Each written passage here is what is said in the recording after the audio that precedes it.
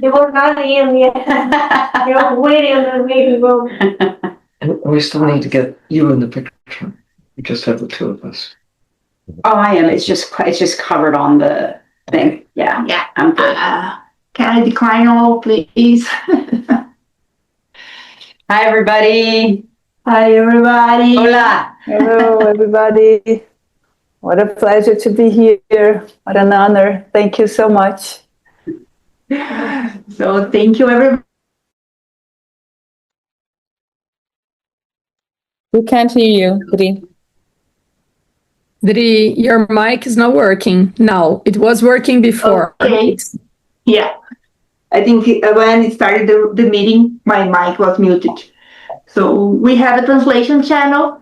Temos canal de transmissão, de tradução, para quem só conseguir compreender português. Então as moderadoras no chat vão ajudar vocês a se localizar. Hi, everyone. It's a pleasure to have all those women from the league here. My name is Adriana Lippi. I'm here with Dr. Sylvia Earle and Shannon, McIntyre, Rake. So this is a very special time. Before we begin, I just wanted to do some acknowledgements.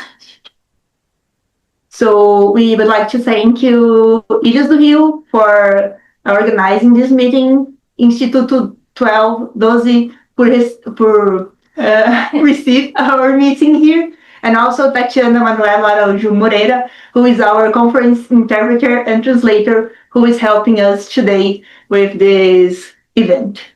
Thank you all. Can I say something real quick? So when I was working with Aline and Marina from WWF and Aline from El Hosto Rio, they told me about this Women for the Oceans League. And they said there was 2,000 women part of this league in Brazil. And I instantly thought, we definitely need to do a webinar with Sylvia because this is at the heart of what we do. And that's just so incredible hearing that there are 2,000 of you strong for Women for the Ocean. So thank you guys so much for everything that you're doing. And super happy, Sylvia and I are super happy to be here. And we would like to be honorary members. It will be our pleasure. Thank you so much. Just to present Sylvia, our work, we are a network of movement that integrates efforts for women empowerment and ocean conservation. Our mission is to highlight and strengthen the actions of women engaged in ocean conservation. And we are working since 2019, and we have more than 2,500 women connected.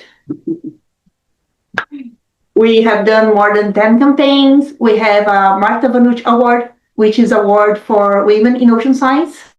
And we are going to our 4th edition next year. We have produced policy briefs and technical notes on ocean conservation, ocean politics, and gender. And also we have a lot of research communication projects with partnerships like Ilha do Conhecimento, Ressoa Oceano, e Vozes do Mar.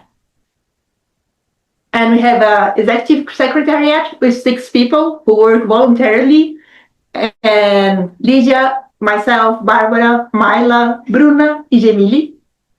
And also we have 6 working groups where we all voluntary women work for us to make the Women's League for the Ocean to work.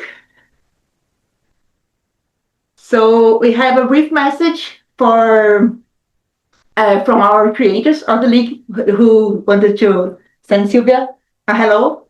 So I hope the audio will go for you. Otherwise, we'll send the recording. Hello, Dr. Sylvia Earle. I am Fabiana Chamorro, journalist, communicator, and ocean advocate. Together, Leandro and I, we co-founded the Liga das Mulheres pelo Oceano, the Women's League for the Ocean. Brazil is a true ocean country, nearly 8,000 kilometers of coast, millions of people living by and from the sea. That's all right. And this big country, Sylvia, it's full of diversity. Diverse of biodiversity, diverse of problems and impacts, diverse of cultural and different uses. But we have been realizing that women normally are not at the table when decision making has to be. Or if they are on the table, they are most of times invisible in those big projects that they lead, they coordinate, or they participate. So as a movement, Paulina, I, and more than like 30 women that reunite together in the 8th of March, 5 years ago, decided that we should create a movement that would highlight, empower, and take advantage on the fact that we are already doing lots of things for the ocean conservation, but sometimes we were not just seen.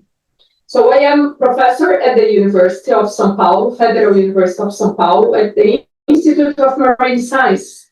But most of the women that are part of our movement are from different backgrounds. We have athletes, communicators, journalists, scientists, artists, many different types of women. What we have in common, our passion for the ocean conservation.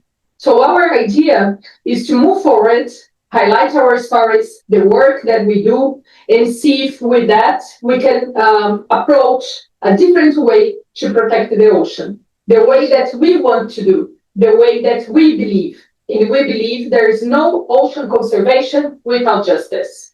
So we have been facing lots of problems. We have been limited resources. We have been having difficulties to engage people to join us. And even problems with the people who are saying, hey, what you're talking about gender equality in the ocean, what does matter gender in the ocean? So we have to explain that. We have to illuminate people to understand why it matters to talk about women in science, women in ocean, women everywhere, just to improve the way we are seeing the ocean. So our work has been involved in public campaigns, advocacy training, partnership with the fisherwomen communities, which has been very important to us, and also annual publications, newsletters to keep people informed on the work we do and what matters when we talk about ocean conservation. I'm very glad we are here with you, Sylvia, and most because you have been quite inspiring to us. Every time we talk about the hope spots or the work you have been doing, many women acknowledge that and feel inspired by the work that you have been doing. So please keep inspire us, keep doing the good work you have been doing, and let's make the most of this moment we have together today. Obrigada, Sylvia, for being with us today. Obrigada, Sylvia. Thank you, everyone. So, how do we start? I would like to open the floor for you to say some words before we bring some questions Okay. for our group. Well, we have a guy here in the room documenting this. And I don't want your ears to burn. That's okay. But you have a mom. All of us do. And through mostly modern times, culture has brought leadership largely to the men. It's just the fact. I don't think in our long biological history this is a given. When you look at our relatives, the chimpanzees, bonobos, it's the women who are in charge. In the chimpanzees, it's a better balance than what we have in modern human society. We make it up. There's no biological reason why leadership should be distinctly male. That might have something to do with bigger muscles. But there's a gradation from, across all of humanity. In any case, equality of opportunity to be who you are, to be the best at what you have, Everyone is different. Men and women, hallelujah, we're different.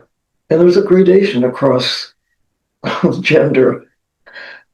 With other creatures, that's okay. We invent policies.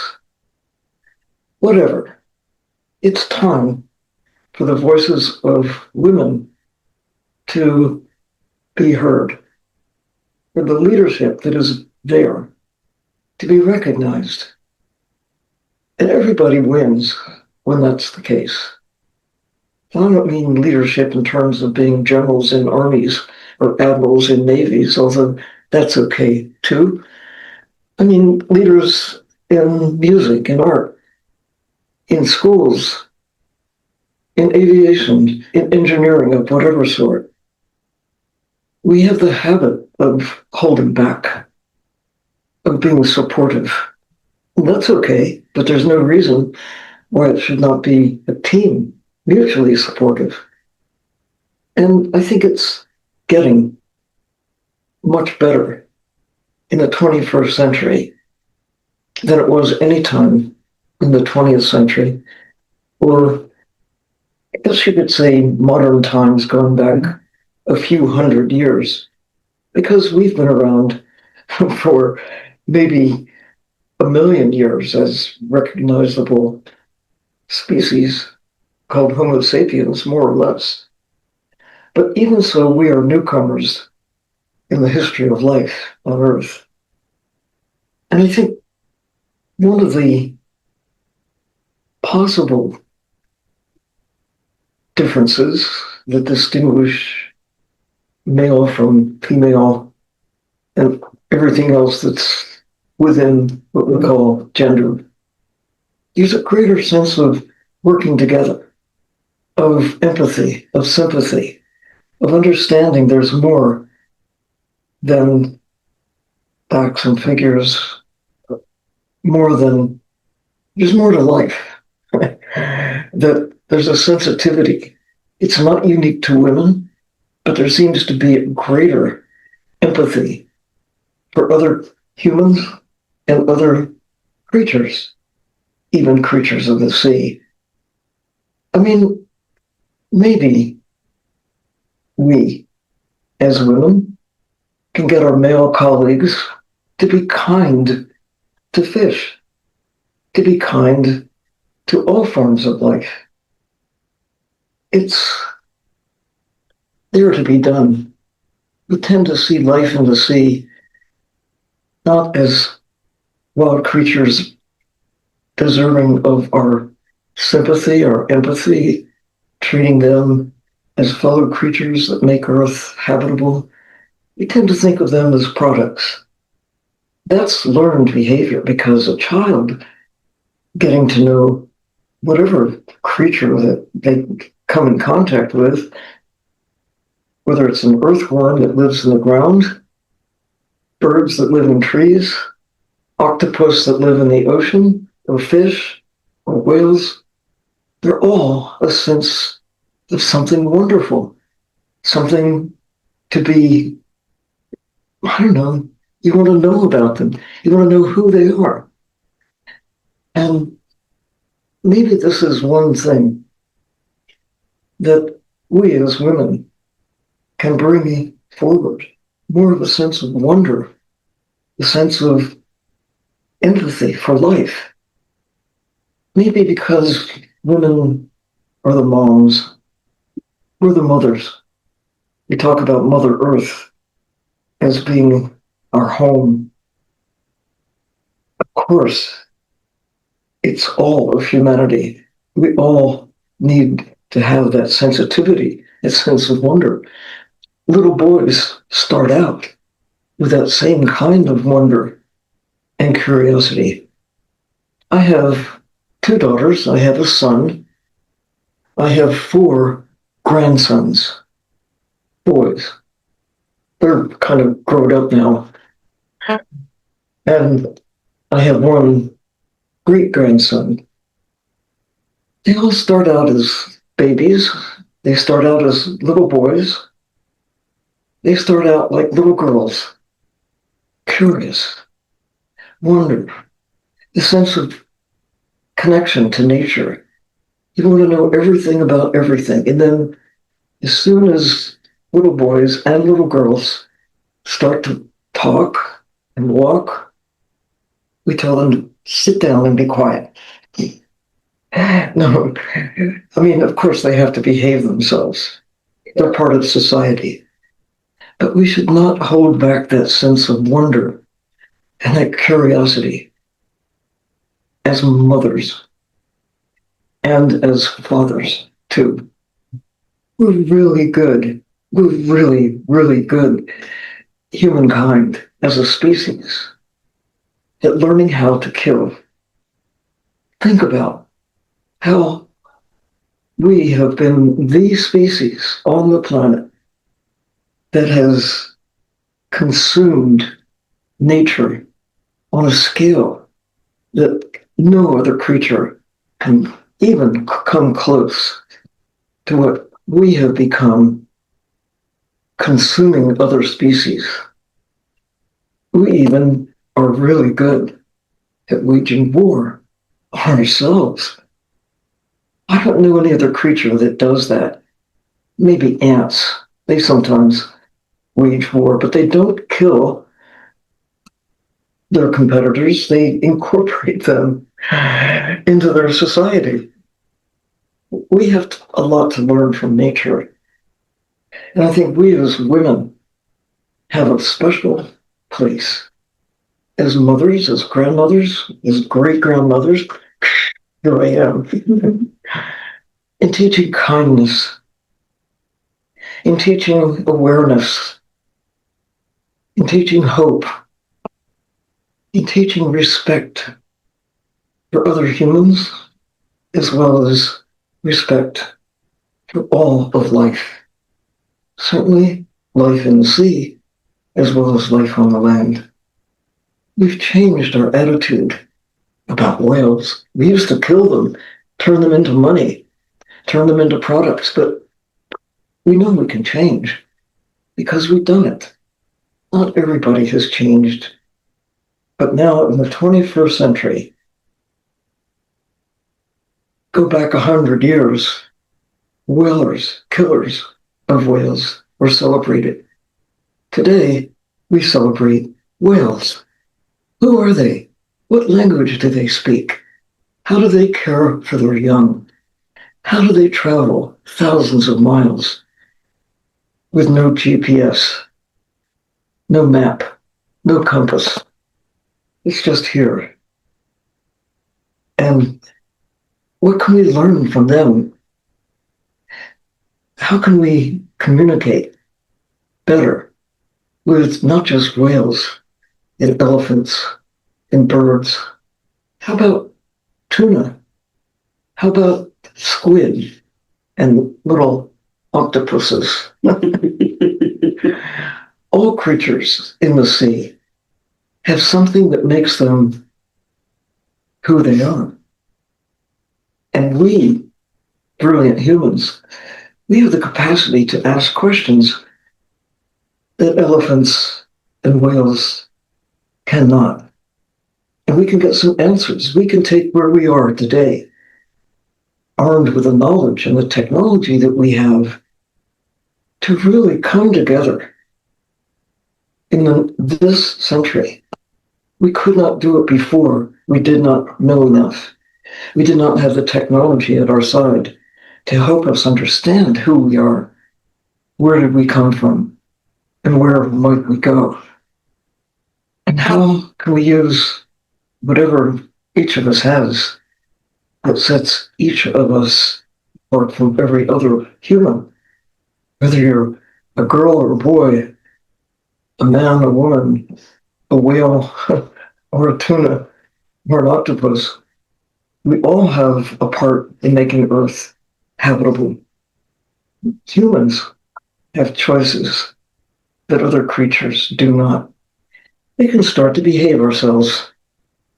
Instead of killing trees, instead of killing fish and squid and all the other creatures that we take out of the ocean, maybe we can be kind to them You learn from them and think differently while we still have tuna and squid and creatures that are right on the edge of disappearing or not. So that's a long message. Somebody ready to translate?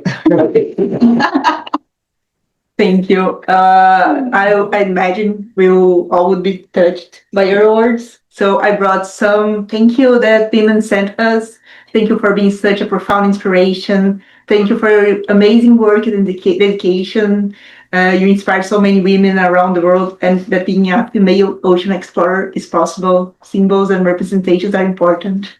Thank you for inspiring us as a women of the ocean. It's what an honor to coexist with you at the same time on planet Ocean. And someone inspired me and taught me how to begin my new journey as environmentalist after my retirement as a nutritionist. Thank you for so many lessons and for example of courage and protecting ocean life and our home. And it's a immeasurable pleasure to have the opportunity to listen to you and even ask you a question. Thank you so much for being such a living inspiration, for reminding us every day of the power of the ocean. Yeah. Thank you. We brought some questions for you.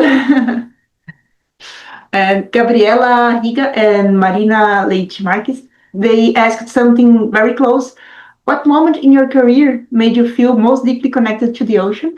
And what period was your greatest challenge or your most challenging, and how you overcame that challenging situation? I think I fell in love when I first met the ocean. I was knocked over by a wave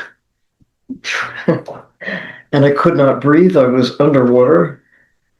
But then I came to the surface and I realized, at least it was a little frightening at first. And then I realized that was fun. And my mother, who was watching, could have taken me out of the ocean and made me feel afraid. She did not. She saw the big smile on my face and let me jump back in. And I've been jumping back in ever since. But we learn fear from the people around us. And parents are particularly important in shaping values, whether you love nature or you fear nature, whether you think spiders are miracles or you think they're, something scary. Either you love sharks because you think they're wonderful, or you're afraid of sharks because people tell you you've got to be afraid of sharks. But experience and using your own interactions with these creatures helps. But you learn fear at a very early age. You learn these, don't touch snakes until you realize what miracles they are and how they have lives and all of the rest. So for me, what was the most challenging? Still challenging to get to somehow try to explain to others what I've been able to see and experience. How does an astronaut describe what it's like to go high in the sky and look back on Earth? I asked Kathy Sullivan, first woman, to actually get outside of a spacecraft and walk in space. And I asked her, Kathy, what was it like? And she said, it was great. It was really great. She did not have the words to express. And that's sometimes how I feel. I want others to see what it's like to go down in submarines, to meet whales that are coming at you like this, and then turning and looking at you. You talk about whale watching. Well, if you go in the water, it's the whales who are watching you. And to be able to express that in ways that are meaningful, it's one of the biggest challenges I have, to get others to see what I've been privileged to see the changes, to see the look in the eyes of a fish that most people would like to see on their plate, or a lobster. I've been approached by a big spiny lobster. I settled down on the bottom looking at this young, foolish lobster who came across the ocean floor and looked me right into my face mask and took its antennae and touched all around my face. And I just sat there with my eyes wide open. And I could hear the lobster making purring sounds like, like, who are you? And I was asking, who are you? And this went on for like 2 full minutes that seemed like a long time. It was a short time. And after satisfying his curiosity, or maybe her curiosity, she went on her way. Changed my life, my way of thinking about lobsters. When I didn't know what I now know, I used to eat lobster. I didn't know who they were. Now I know. I mean, to me, it's almost barbaric to eat a lobster because I know who they are. I know they're curious. I know that they have a long history that preceded human history by a lot, and I should treat them with respect. I certainly treat them with dignity. So that's my problem. How do I get others to experience and to see? There's nothing quite like getting into the water. I say, no child left dry. You got to get kids. You got to get grown-ups to find the child inside. Take them into the ocean. It's the best way to overcome the biggest challenge I have, to get people to see what's there, to be seen. Kathy Sullivan said, I don't know how to describe what it's like to be high in the sky and look back and see the earth from high above. But filmmakers are taking images. They're sharing that view. And the same is true in the sea. If you can't go into the ocean yourself, tap into that great volume of information that is out there. For the first time, when I was a child, underwater cameras, the ability to take pictures of live animals in the sea did not, or just beginning to exist. The first underwater photograph in color was 1927. Now, we're almost at 2027. In 100 years, we have digital photography, we have submarines, we have images that can take you where you may not be able to go yourself. So, what are you waiting for? Dive in. Water. Thank you so much. Anyway, does that answer the question? I hope it does. Thank you for a beautiful message. How hope spots can help marine conservation goals? Your turn. Okay. High five, tag me in. All right, Sylvia's tagging me in. Hi, everybody. It's a deep. Oh, deep five. We'll teach you the shark handshake before the end of this webinar. No, I just want to give just a quick background. Many of you probably know Sylvia gave a TED Talk in 2009. She won the TED Prize. The goal of the TED wish was come up with an idea that can change the world.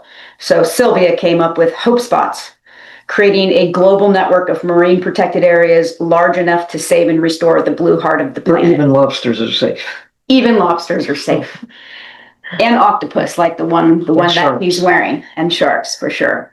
So if you haven't seen it, you can see it on YouTube. Check it out. It's on our YouTube channel on Mission Blue. And also, if you haven't seen the Mission Blue film, check that out. I know it's on Netflix, but we also have a link so we can share it with Alini and you guys all. We already shared in the chat. Oh, you already shared it. Okay, perfect, amazing. I shared it beforehand. That's right.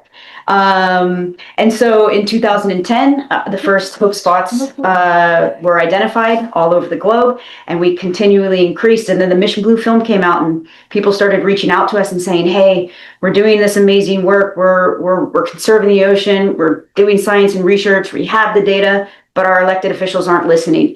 So can you help us?" So that's when we decided to open the public nomination process so that we could support, Mission Blue can support the communities around the globe, like all of you, doing amazing work and help give you a voice and get you a seat at the table. And so how Hope Spots help marine conservation is through a variety of actions and activities. Obviously, we would love for as many hope spots as possible to become marine protected areas, or parts of them to become marine protected areas, as we are working hard towards achieving at least 30 by 30. And beyond. And beyond. Keep going. And that's a short 5 years away. But in addition to that, there are many other conservation measures that our champions are working on, including threats like seismic testing, port development, sand mining, deep sea mining, overfishing, illegal fishing. So many other threats to the ocean that our champions are working on as well. And using the science and research and the data and using education. We were just at a local school this morning with 3 to 6 year olds, and they got to meet Sylvia, and they were. No, I got to meet them. Sylvia got to meet them, and they sang songs and they showed us their artwork, and just incredible seeing young kids really understanding conservation and feeling so connected to the ocean at that young age. So there's so many ways that our Hope Spots and our champions and the communities within Hope Spots are really advancing marine conservation, and even locally managed marine areas are sometimes even better than a marine protected area, because it's the local community that says, we need to protect this area. We know the value, we know what's there, and we're saying, yes, we're going to do it, even though our elected officials haven't said, we're going to sign this into law. We're going to do it anyways. So yeah, a variety of ways, and just thank you all for everything you guys are continuing to do. And for Mission Blue, just we're so proud of this group, everything that you guys are doing. And have 4 hope spots here in Brazil. Mhm. And we're looking increasingly of how to connect in 115 countries with now 168 hope spots, how to connect them in a network of hope, a network of information and collective action. We may speak softly, but powerfully. You know, we get so overwhelmed with the power of the big corporations or the weapons of war that we apply to nature to find and capture and market ocean wildlife. We have to think differently. We have to teach our children to care. I guess we're just part of a society where it's popular and normal to celebrate weapons and to go kill and conquer not only nature, but conquer one another. We will never succeed if we continue to make that a way of life. What will succeed is being kind, of being sympathetic, to see others the way they would like to be seen. You know, do unto others as you would have others do unto you. You can apply that to a tree that's 1,000 years old. If you ask the tree, how would you like to be treated? With dignity and respect. And if you have to cut the tree, say, thank you, tree, I honor you. But we don't do that. We just clear cut. We do the same with fish.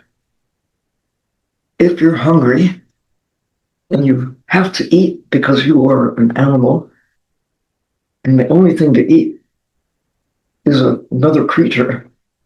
You say, thank you. Your life makes my life possible. Thank you. And it's the web of life continues.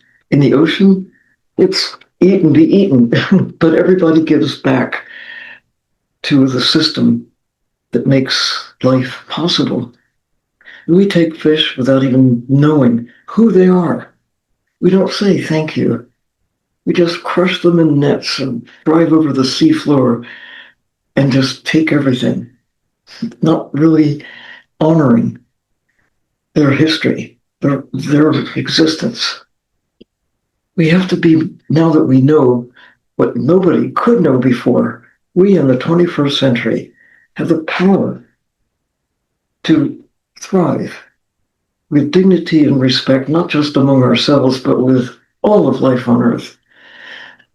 We exist because the rest of life on Earth exists. So we have to take care of nature. Nature takes care of us, right?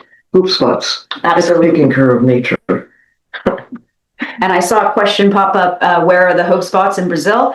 You can check it out on our website and learn all about them, but it's the Fernando de Noronha. It's the most brand new. It's a few days old. We just announced it, heading into COP30. Abrolhos, the Cagarras Islands and surrounding waters, and the Alcatrazes Archipelago. So some places, like Fernando de Noronha, are already enjoying some kind of protection. Mm-hmm.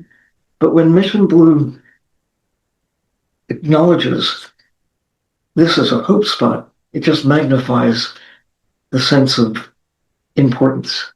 Absolutely. And this has been shown in various instances around the world that it elevates the sense of caring, which is what we need for me, the ocean is one big blue hope spot. I'd like to have all of it recognized in the way that we recognize these small places.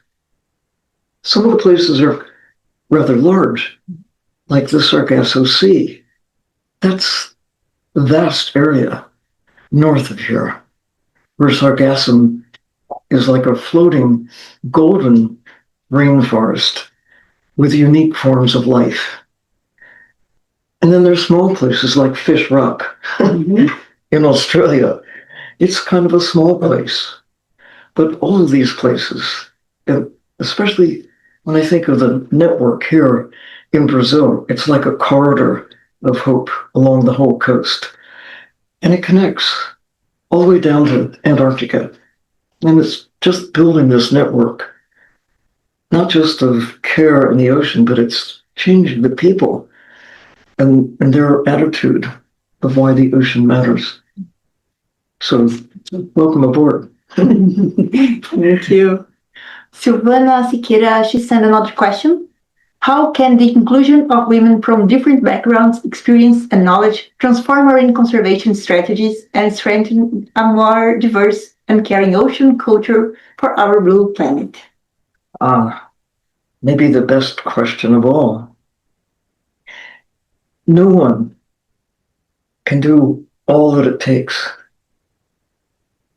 to create this more diverse and caring ocean culture for the blue planet. It takes all of us. I can look at you and I can ask every one of you, what have you got?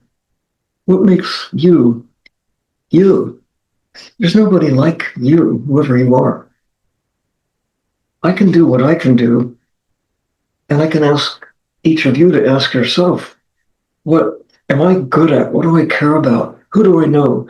Who can I join with to magnify whatever it is that I care about?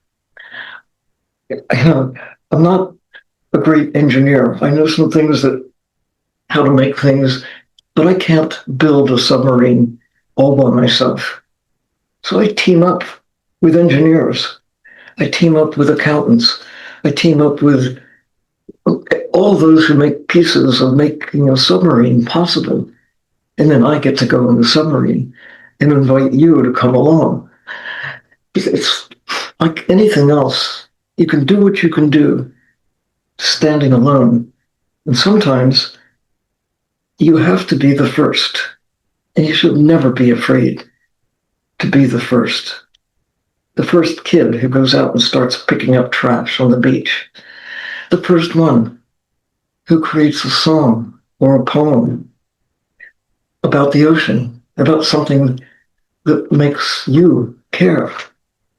Whatever it is that you've got, that you can share, that you can give to make the ocean safer, to make the world kinder, just go for it and bring others along, because, okay, you can make a difference, one person, but the more people you can bring with you, the greater the power. And everybody brings something that you don't have, or something that complements what you've got. We need to get the world to think differently about the ocean, why it matters. Every breath you take, every drop of water you drink, the existence of this fabric of life that we need. We need fish alive more than we need them dead. I mean, people eat fish, and they probably always will. But we should do so, if we do it, by treating them with dignity and respect instead of just things. It's a big job. But hey, women are half the world. We ought to bring the guys along too. Come on, it's time. Thank you. And this question was the most sent. Bruna Souza, Júnia Faria, Clarissa Beretz, Jessica Barros, Yasmin Nunes, all women with beautiful acting. Júnia has a photo with your book, My goodness. in Portuguese. And they ask, how do you keep your enthusiasm, and what message of encouragement would you say for women in the league? I can say it works. Caring works. Being kind works. We have changed our attitude about birds. I had one of my uncles was a market hunter, killing birds to take to market. That was in 1910, early in the 20th century. When he was a middle-aged man, most of the birds that he killed, they were gone. He was really good at killing birds, but then they were gone. Here we are in the 21st century. About more than half of the wild birds all over the world, they're gone. Some species are extinct. Look at the ocean. From not at the beginning of the 20th century, but in the middle of the 20th century, some sharks were being taken to market. But when we began, through new technology, to be able to find, capture, and globally market sharks, their numbers that were here have collapsed. So that 80%, in some cases 90%, in at least one case, 99.5% are gone. The ocean mako, the short fin mako, there's so few left. We could exterminate them right now. There are so few left. What keeps me optimistic is knowing when we stop the killing. Look at the whales. They have begun to recover. There are more whales today than when I was a child, because we change. You can take a place in the ocean, even like here, where I am right now in Rio, and begin to care. Treat the ocean with kindness and respect. And you can stop the degradation. You can start the recovery. You can get people to love the ocean in ways that we never could do before because we could not see the ocean before. But now we can. And now we know why. That's what gives me hope. This is maybe the turning point in history when our knowledge has come to a level of understanding from being high in the sky, from being deep in the ocean, being able to communicate the way we are right now. We could not do this before. And it's the biggest power that we have. It's called knowing. You don't know, you can't care. And I think there are a lot of people who don't know yet why they should care. But you know, because you're doing it. Get others to do what you're doing. And we could just see the change happen right now on your watch, our watch, this century, this 5-year period between now and 2030. This is the moment in time that could not happen before. We did not know enough. And if we wait much longer, we're going to lose the chance to save short-fin mako sharks. They're so close to disappearing. We've lost so much already. We don't have to lose more. Just have to get busy, right? Use your power. Let's get others to see what you see and care the way you care. And enlist the kids. You have such a strong voice.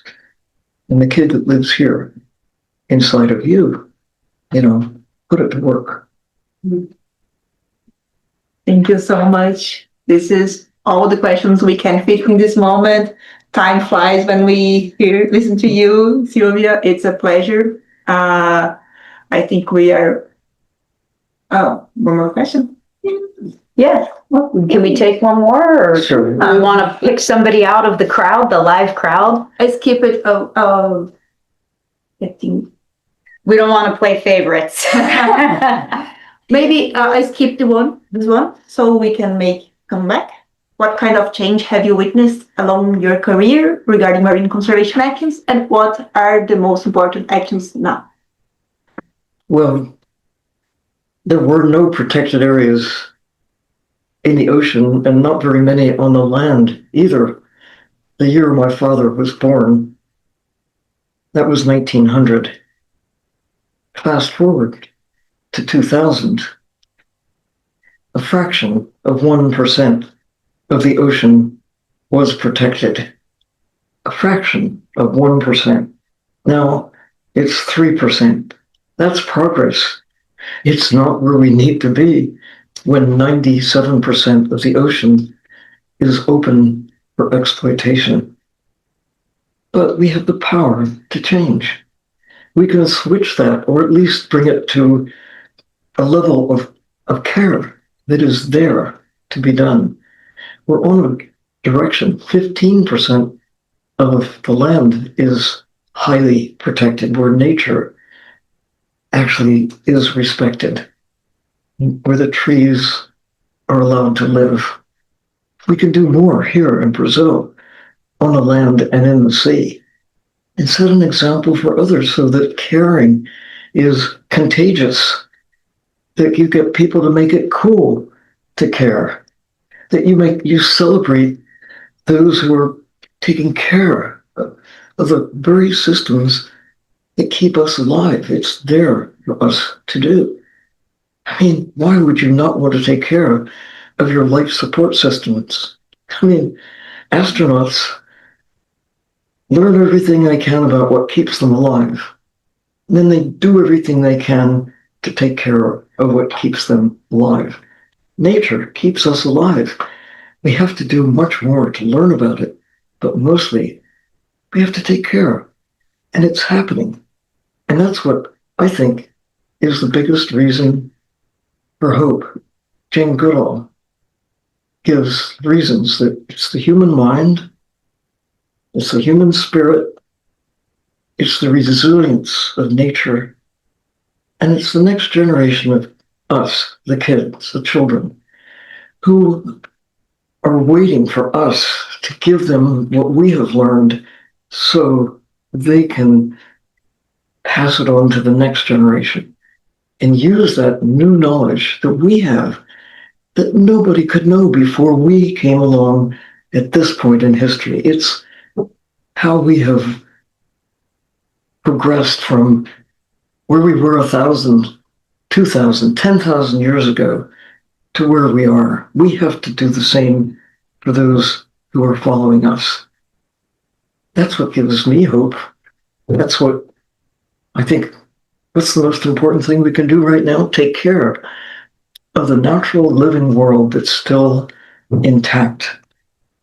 Our predecessors haven't already taken everything. We could continue to destroy nature. We were really good at doing that, bulldozing forests, clear cutting them, clear cutting the ocean of life. But we have the best chance we will ever have right now to take care of what remains and restore what we can of planting trees, of putting things back into place. Because we're at a point where, as never before, we know the urgency of protecting nature as if our lives depend on it, because, of course, they do. So here we are. Thank you so much. So, as a special envoy from the Women's League, I have no words to express the gratitude for this moment. We are very honored for having some moments with Sylvia and having our questions answered. So, I don't know. I have no words, guys. So, Thank you guys. Thank you for everything. Thank you for all that you're doing, and follow us on social media, Instagram, Facebook, LinkedIn. Dive in. We've been doing a lot of actions and activities here in Rio, and we'd love for you guys to check them out. And we're loving Brazil. It's my first time. Sylvia's obviously been here before, but we love your country, and we love the green and the blue and everything that you guys are doing to conserve and protect it. So thank you. Obrigada para todos. Para todos. thank you, guys. See ya. Ciao. Thank you. Bye bye. Thank you, Sylvia.